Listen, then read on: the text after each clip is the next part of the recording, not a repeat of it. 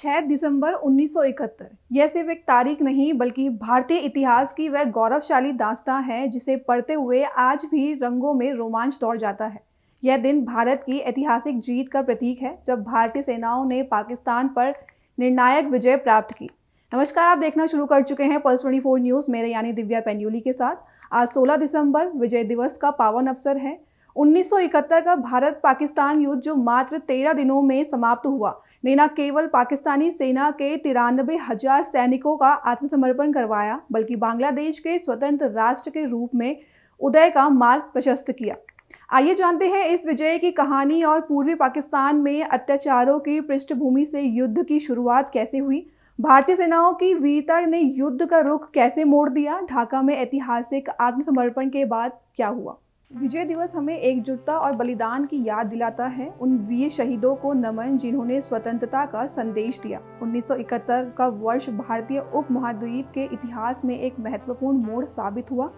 इस वर्ष पूर्वी पाकिस्तान, जो आज बांग्लादेश के नाम से स्वतंत्र राष्ट्र के रूप में जाना जाता है, ने पाकिस्तान से आज़ादी की लड़ाई छेड़ी। इस संघर्ष की पृष्ठभूमि में वहां के लोगों पर अत्याचार और सांप्रदायिक हिंसा थी, जिनसे अंतर्राष्ट्रीय स्तर पर चिंता पैदा कर दी थी। पूर्वी पाकिस्तान में नागरिकों पर अत्याचार और लाखों की संख्या में शरणार्थियों के भारत की ओर पलायन ने भारतीय नेतृत्व को सक्रिय होने के लिए प्रेरित किया। इस तनावपूर्ण स्थिति में भारत ने रणनीतिक और मानवीय कारणों के आधार पर युद्ध में प्रवेश किया। भारतीय सेनाओं ने पूर्वी पाकिस्तान की सीमाओं पर तेजी से मोर्चा संभाला और तत्कालीन परिस्थितियों में महत्वपूर्ण सफलताएं हासिल की। 14 अगस्त 1947 को भारत का विभाजन हुआ और धर्म के आधार पर पाकिस्तान का गठन किया गया। यह नया देश दो हिस्सों में बटा, पूर्वी पाकिस्तान और पश्चिमी पाकिस्तान। पूर्वी पाकिस्तान में पाकिस्तान की कुल आबादी 56% हिस्सा था और वहां की मुख्य भाषा बांग्ला थी। वहीं पश्चिमी पाकिस्तान में पंजाबी, सिंधी, बलूची और पश्तो जैसी भाषाएं बोली जाती थी। इसके अलावा भारत से पलायन कर पाकिस्तान आए मुस्लिम शरणार्थी मुख्य रूप से पश्चिमी पाकिस्तान में बस गए। यह सांस्कृतिक और भाषाई विभिन्नता भाषियों में दोनों हिस्सों के बीच दूरियां और तनाव की वजह बनी। इस तरह पाकिस्तान की यह शुरुआत ही एक ऐसे इतिहास की ओर इशारा कर रही थी जो आगे चलकर बंटवारे और संघर्ष की कहानी में बदल गई। पश्चिमी पाकिस्तान के नेताओं को बंगला भाषा से दिक्कत थी। उनका मानना था कि इस भाषा पर हिंदुओं का असर है, इसलिए बंगला को राष्ट्रीय भाषा मानने से इनकार कर दिया। सरकारी कामकाज में बंगला भाषा के इस्तेमाल पर पूरी तरह पाबंदी लगा दी गई। डच प्रोफेसर विलियम वॉन सिंडल ने अ हिस्ट्री ऑफ बांग्लादेश में लिखा, पश्चिमी पाकिस्तान के पंजाबी नेता मानते थे कि पाकिस्तान की भाषा सिर्फ उर्दू हो सकती है। मार्च 1948 में ढाका गए जिन्ना ने खुलेआम ऐलान किया था, पाकिस्तान की राजकीय भाषा सिर्फ उर्दू होगी। जो भी इसका विरोध करेगा वह पाकिस्तान का दुश्मन होगा। यहीं से पूर्वी पाकिस्तान की नाराजगी ने विद्रोह का रूप लेना शुरू कर दिया।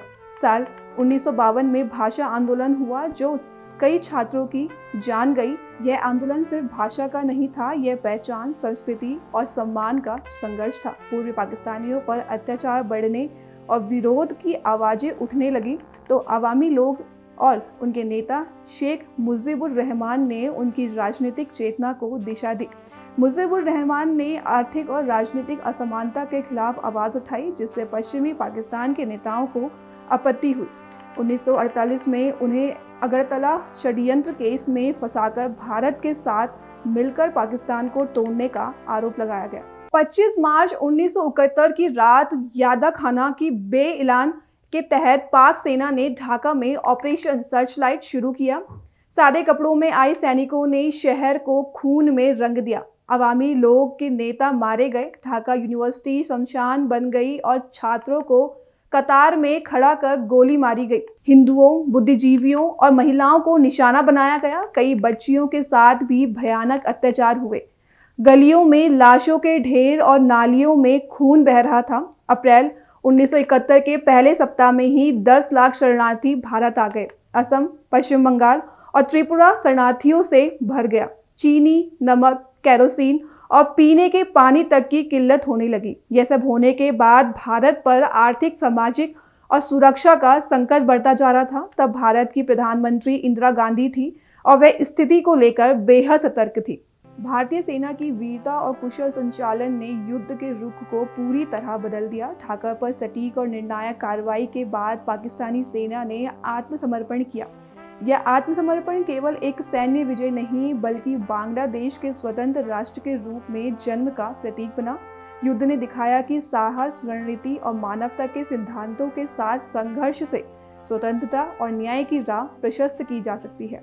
आज बांग्लादेश एक स्वतंत्र और समृद्ध राष्ट्र के रूप में दुनिया के नक्शे पर अपनी जगह बनाए हुए हैं। बता दें, 3 दिसंबर को पाकिस्तान ने हमला बोला, लेकिन भारत ने 4 दिसंबर को ऑपरेशन ट्राइडेंट के जवाब दिया। नौसेना ने कराची बंदरगाह पर आक्रमण कर पाकिस्तानी नौसेना को ध्वस्त कर दिया। 14 दिसंबर को पूर्वी पाकिस्तान में पाकिस्तानी नेताओं की बैठक को निशाना बनाया। थल सेना के commander lieutenant general Jagdish Singh Arora ने ढाका की ओर से बढ़ते हुए दुश्मन को खदेड़ा। नदी नालों वाले इलाकों में गुरिल्ला युद्ध ने भारतीय सेना को बढ़त दी। पश्चिमी मोर्चे पर भी पाकिस्तान पीछे हट गया। 16 दिसंबर 1971 को ढाका में लेफ्टिनेंट जनरल ए.के. नियाजी ने लेफ्टिनेंट जनरल जगदीश सिंह अरोड़ा के समक्ष आत्मसमर्पण किया। 93,000 पाकिस्तानी सैनिकों ने हथियार डाले। इससे बांग्लादेश स्वतंत्र राष्ट्र बना। भारत ने मानवीय आधार पर शरणार्थियों को लौटाया। फिर यह युद्ध न्याय और एकता का प्रतीक बना। जब दुनिया चुप थी, भारत ने एक कदम उठाया और नवंबर 1971 को भारत आने वाले 1 करोड़ से अधिक शरणार्थियों को रहने की जगह मिली। 13 दिन की यह जंग विश्व इतिहास का सबसे तेज निर्णायक युद्ध बन गया। विजय दिवस भारत में शहीदों को श्रद्धांजलि है, जबकि बांग्लादेश में इसे विजय या विजय दिवस के रूप में मनाया जाता है। यह दर्शाता है कि एकजुट राष्ट्र अन्याय के विरुद्ध खड़ा हो सकता है। आज भी यह सेना इतिहास का स्वर्णिम अध्याय है। तो ये था विजय दिवस मनाने के पीछे का इतिहास। अभी के लिए बस इतना ही। मिलेंगे ऐसे ही किसी और कार्यक्रम में, तब तक के लिए नमस्कार।